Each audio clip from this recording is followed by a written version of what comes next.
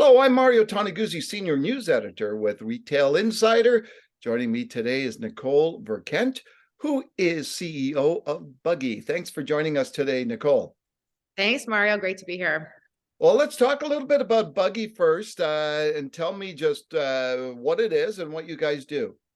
Sure. So Buggy's been around for a little bit, but I stepped in as CEO last summer, and we've pivoted the model and pivoted the business towards a really unique model that's actually gotten absolutely massive in the US and across Europe, but is not yet here in Canada. We had a couple companies kind of try it and start it. And the short of it is it's a retail model that requires us to own our own inventory in small micro warehouses, also referred to as dark stores. And we have an app that will communicate to a consumer in real time exactly what is sitting in the closest micro warehouse or dark store.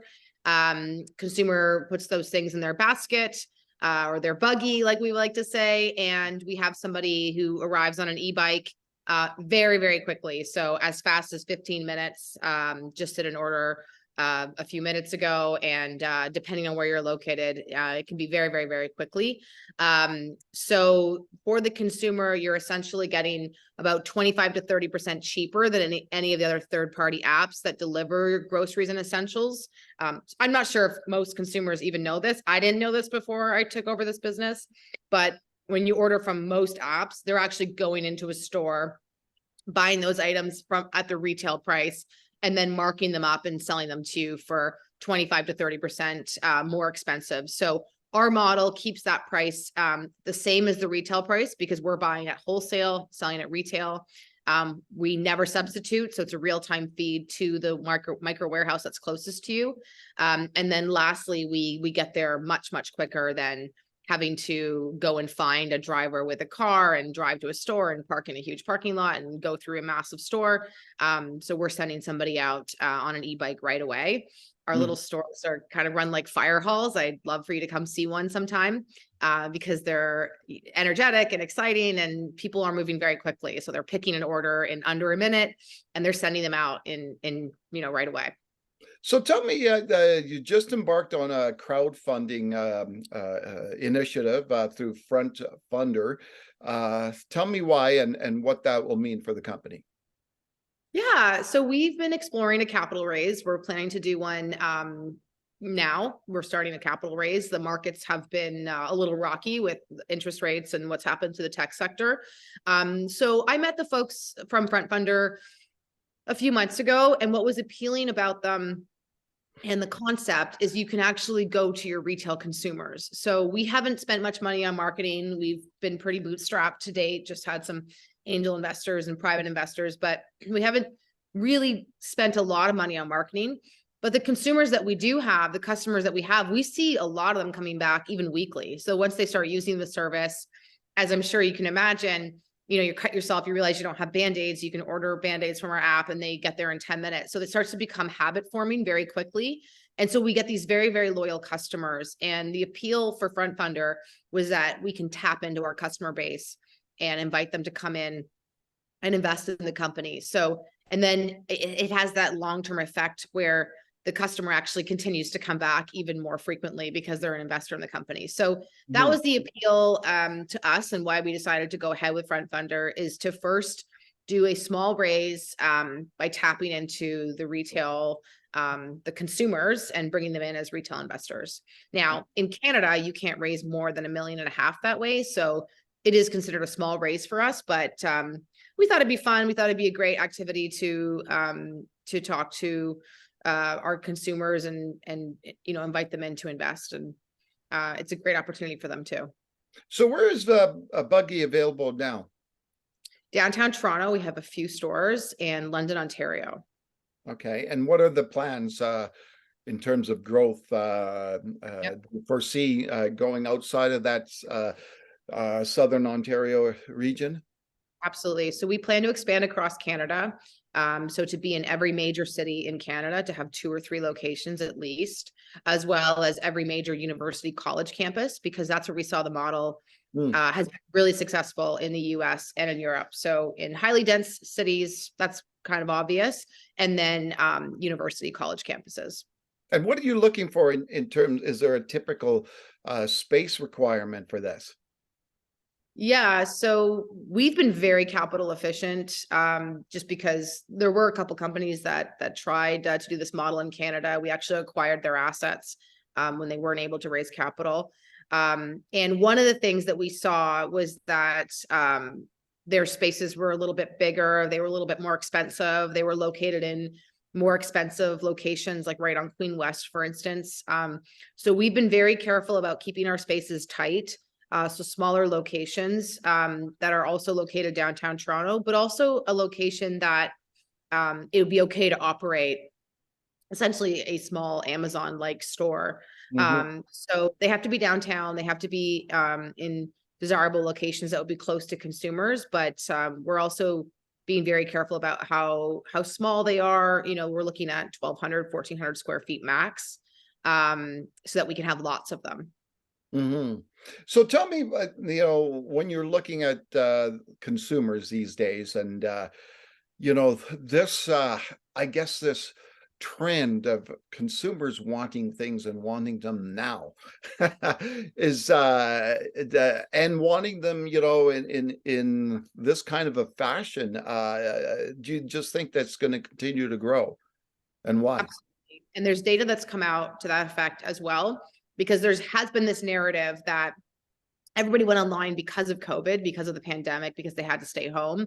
And Yeah. now that they no longer have to do that, the curve is going to switch back. I've heard that narrative. But actually, if you look at the data, there was this sort of subtle, more gradual climb towards shift in percentage of online purchasing. Hmm. Um, and it spiked during COVID and it came right back down as things opened up, and the weather was nice when things were opening back up last year. But the upward trajectory is actually coming right back to that original trend line, which is quite fascinating. And there's a few reasons for that. You have younger consumers coming along, starting to have their own purchasing power now. We're seeing that data that the younger consumer really wants to order from an app when they want something, they really want it now. Yeah. Next day, Amazon Prime feels like forever to a younger consumer. I know for myself, that still feels like a miracle, but so the punchline is that the trend line is absolutely still going towards a much higher increase in online spend versus going into a retail physical location. Yeah, exactly. Now, how about yourself, Nicole? How did you end up here, I guess, in this position? Well, I'm an entrepreneur. I grew up in an entrepreneurial family. My first business was a manufacturing business. I really enjoyed that process. And I sold that business to a private equity fund, started up a tech business in 2012. That business was focused on supply chain and in data and supply chain. So I had really become an expert in supply chain data. Sold that business to Morningstar, which is a large publicly traded data firm, Mhm. during the middle of 2020. And I knew some of the investors involved in this business in Buggy, and they had reached out to me about the business, about taking over the business and investing in early 2021. I wasn't sure, to be honest, Mario. I wasn't sure if I should do it. I wanted to start my own thing. I really like getting behind new companies, but um, the opportunity here was to do a big pivot, which feels very much like a startup.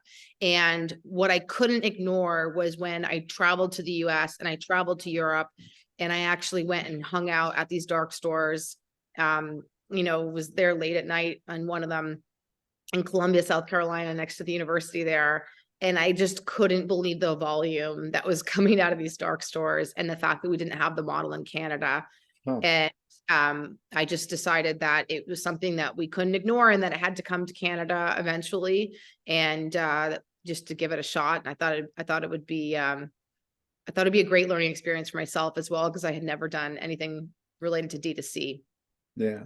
Now, when you look at the Canadian economy these days, and what's happening out there, and I'm just curious on your take of where we're at with the economy, and where do you think it's going? Well, I think there was a lot of spending that happened during COVID. We saw huge inflation, of course. Now we're seeing interest rates just climbing and climbing up and up.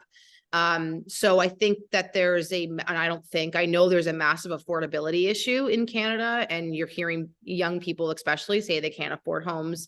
They can't afford to grocery shop.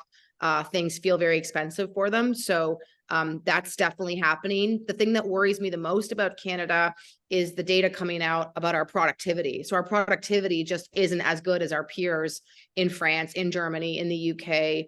I mean, I think it's always been better in the US, but now we're seeing ourselves drop quite dramatically. And the reason why that scares me is, to me, productivity tells a story about the long term for the country, about our ability to compete in the world and invest in R&D and invest in innovation and come up with new ideas, be open to new ideas, open to competition. So even in the sector now that I'm working in, retail, grocery, there aren't very many players. There's a couple very large players in this country. And Canadians aren't known to embrace new ideas as quickly as in other markets. So I'm definitely feeling that already. And I think that that's a big thing, though. If we want to get serious about fixing the root of some of our economic problems, I mean, interest rates, of course, those things are a little bit out of our control. But to be serious about solving the root of our problems, we have to invest in R&D, innovation, new ideas, embrace competitors, try new things. We have to continue to bring immigrants in, bring that talent in. That's going to have new ideas. And the tech sector is constantly talking about how they need more talent. So there's just a lot of heavy lifting to do when you talk about, I think, solving some of the root of the issues.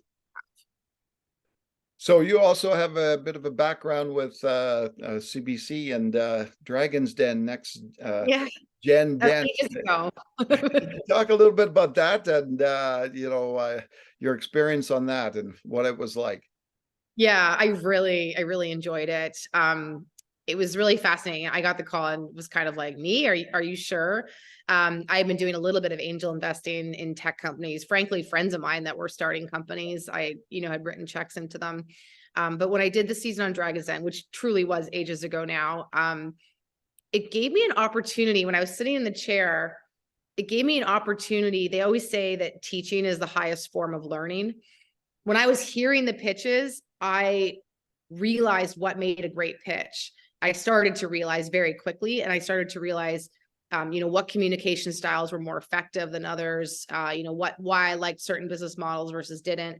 And of course, I was absolutely dead wrong on a few startups. ND mattresses, I think I said, I told them to get out of Dragon's Den, and then they, got super popular and were huge and sold to Sleep Country. It was great. So I obviously made a lot of mistakes, but it was a great learning experience. I met so many great people. I'm still friends and talk all the time with the different entrepreneurs that I invested in. A lot of them have folded up or done poorly, and a lot of them have also done well. So there's been a good mix. I had a lot of fun doing that. So when you were looking at entrepreneurs at that time and even today, what do you think it is that's going to separate the successful entrepreneurs from those who are not going to make it? It's definitely the grit, and then trying to measure and figure that out if they have that is hard. But the things I learned was, number one is to always back the jockey, not the horse. So back the entrepreneur instead of the idea. Because the startups that have done well, this has been a while now since I did that, and since I started angel investing, it's been the entrepreneur that's willing to pivot, that is willing to change their idea, work with the market, and stick with it, right? So being told 100 times no, and then continuing to do it. So definitely back the jockey, not the idea. And then secondly, within that person, I think it's trying to identify how serious they are about the idea. Do they sort of want to do it, or do they also want to do 2 or 3 other things? I invested in a couple entrepreneurs where 6 months later, they decided they always wanted to do something else. And so they just abandoned it. So trying to figure out how much they care. And this is really popular with entrepreneurs or with investors, and it drives entrepreneurs crazy. but following the entrepreneur for just a little bit of time, not dragging it on forever. But after you meet them, you know, if they say in a month from now, we're going to do this advertising campaign and launch this new product, then you kind of stick with them for 2 or 3 or 4 weeks and see if that's starting to come to fruition. So just watching if their behaviors match what they're pitching and what they're saying, just for a little bit of time, I think can make a huge difference too. And then lastly, when I started out angel investing, I was really stuck on my like business model premise. I was really into software as a service then. I was doing supply chain software, and I started out only wanting to invest in ideas that I felt I had an expertise in or that I understood. But then I started I started investing into companies that I just really liked the entrepreneur that had nothing to do with software as a service. And those companies ended up doing way better now that I, look back on them. So not being so tied to a certain type of business was also a learning I had. All right, let's bring it back to Buggy in conclusion. So when you're looking at expanding and growing Buggy, what typically are you looking for in a market? Like, what kind of markets are you looking for? Well, dense markets, so markets that have a lot of people is kind of a natural thing. I mean, the great thing about what we're selling basically the most popular SKUs you would search for on Amazon, plus your core grocery items. So in other words, anyone and everyone could be a customer of ours, which is exciting to me. So density would be the number one. And then even in deciding where we opened up first in Toronto, we did skew towards a younger demographic because we know they're naturally going to be tied to ordering from an app and using technology and just being that little bit extra impatient, which is what we want. And then the college university campus is for the same reason. So those are kind of the main things that we're looking for. We also have fabulous partners. We partner with Uber Eats, Skip the Dishes, DoorDash, a lot of these brands people know. We actually sell through them as well as directly on our app. And we're always trying to look to them for data as well and try to get insights and get data from wherever we can in terms of where the volume of demand is coming from. Excellent. Well, thanks very much, Nicole, for joining us today. Thanks, Mario. It was great talking. All right, that was Nicole Verkindt, who is CEO of Buggy. I'm Mario Toneguzzi, Senior News Editor of Retail Insider. Thanks for joining us today.